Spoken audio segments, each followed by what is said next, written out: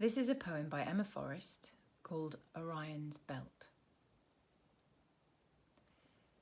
My view of the stars was better a decade ago.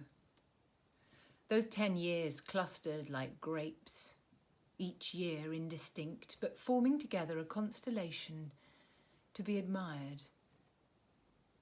I remember walking down the mountain to buy grapes in brown paper bags, as if they were covert. Nothing was yet legalized in Los Angeles, so everything felt contraband, even fruit and stars.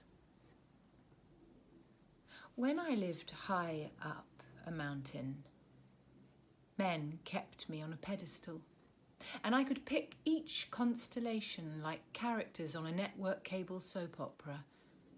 I pitched a soap opera to a cable network, and when they asked what it was like, tonally, I said it had the narrative drive of Ursa Major crossed with the playful spirit of the Seven Sisters, and that the sisters could be cast colourblind.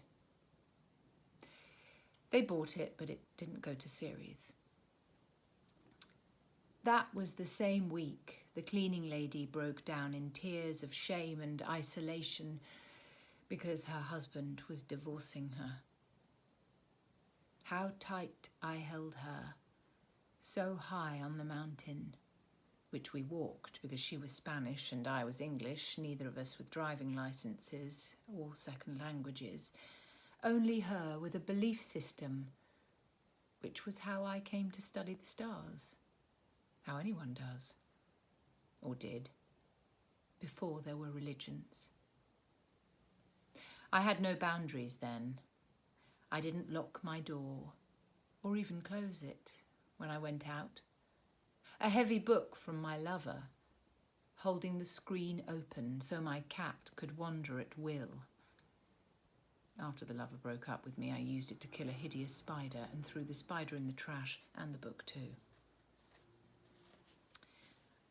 After he broke up with me, I doubted my own eyes and went home. Returned to my home city after so long, I commissioned elaborate locks and keys, researched the Victorian art of plaster cornicing, spent cable sitcom money on beautiful entrances and exits to celebrate boundaries. But there is light pollution in London, and I'll occasionally meet through work men who ask me for lunch, only to mention they have a wife, and I'll look across a table and notice a band on their ring finger, or that they have no left hand at all. When you think about eyes too much, you doubt your memory of where exactly they're meant to go.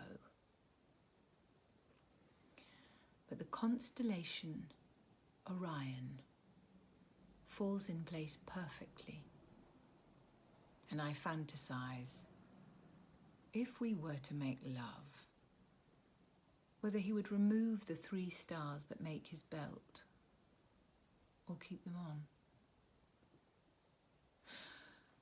When I see supermarket grapes in plastic containers, their waxy sheen reminds me of old acquaintances newly marred by excess filler, who, seated in cafes, I'd politely look away from. I never liked grapes, and I seldom think of that decade, except on full moon nights of epic clarity, when I dream of being seen.